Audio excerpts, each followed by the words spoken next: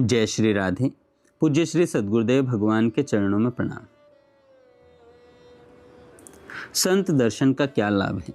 शास्त्रों में कहा गया है, संत दरस जिमें पातक टरहि। संतों के दर्शन से मनुष्य के बड़े बड़े पाप भी क्षीण होने लगते हैं। संत केवल उपदेश ही नहीं देते, उनका जीवन ही प्रेरणा बन जाता है।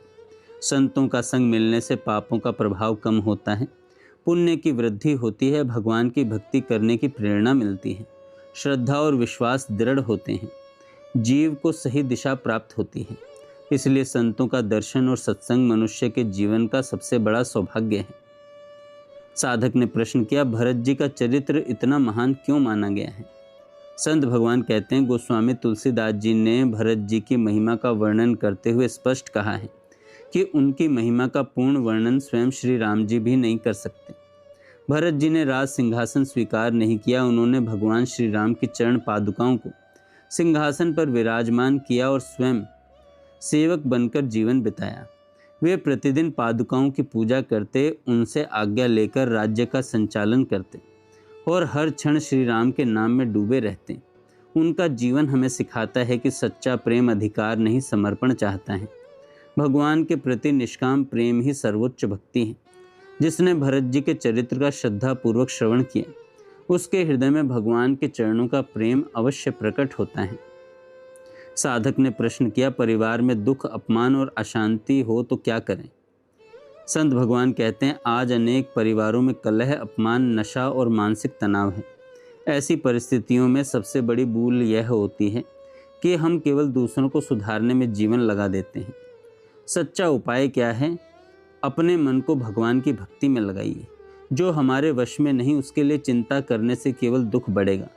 नाम जप कीजिए, भगवान का स्मरण कीजिए और विश्वास रखिए कि उचित समय आने पर भगवान स्वयं सबका कल्याण करेंगे। प्रश्न है, शुद्ध सात्विक जीवन कैसे बनाए रखें? संत भगवान कहते हैं, यदि हमारे घर ऐसे अतिथि आएं जिनका खान पान सात्विक न हो, तो उनके साथ प्रेम पूर्वक व्यवहार करना चाहिए। धर्म का पालन भी और किसी का अपमान भी न हो। यही संतुलन भक्ति का मार्ग है। भक्ति कभी कठोरता नहीं सिखाती, बल्कि विनम्रता और विवेक सिखाती है। साधक ने कहा, नाम जप करते हुए भी मन की मलिनता क्यों नहीं जाती? संत भगवान कहते हैं, बहुत से साधक कहते हैं, हम नाम जप तो करते हैं लेकिन मन अभी भी अशुद्ध है। इसका उत्तर है, यदि वर्षों से मन में विकार भरे हुए हैं तो वे कुछ दिनों की साधना से समाप्त नहीं होंगे। नाम जप का कार्य ही मन को शुद्ध करना है। जितना नियमित जप होगा, उतनी शीघ्र चित्त की निर्मलता आएगी।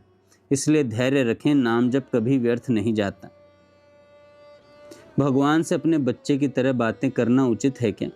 संत भगवान कहते हैं, यदि कोई भक्त प्रेम से ठाकुर जी को अपना बालक मानकर उनसे बातें करे, उन्हें भोजन कराता है, उनसे अपने मन की बात कहता है, तो यह अत्यंत सुंदर भक्ति है। हाँ, इसका प्रदर्शन नहीं करना चाहिए। साधक ने कहा, नाम जप में भाव कैसे आए? संत भगवान कहते हैं, केवल माला फेरने से भाव नहीं आता। भाव आता है भक्तों के चरित्र सुनने से, संतों का संग करने से, भगवान की लीलाओं का चिंतन करने से, नियमित नाम जप से। भक्तों का जीवन सुनते सुनते वही भाव धीरे धीरे हमारे भीतर भी जागने लगता है। यदि किसी का जीवन लगातार भय, हिंसा और मानसिक तनाव में बीत रहा हो, तो जहाँ सुरक्षा और शांति मिले वहाँ रहना उचित है। लेकिन एक बात कभी नहीं छोड़नी चाहिए, वह है भगवान की भक्ति। वह है भगवान की भक्ति।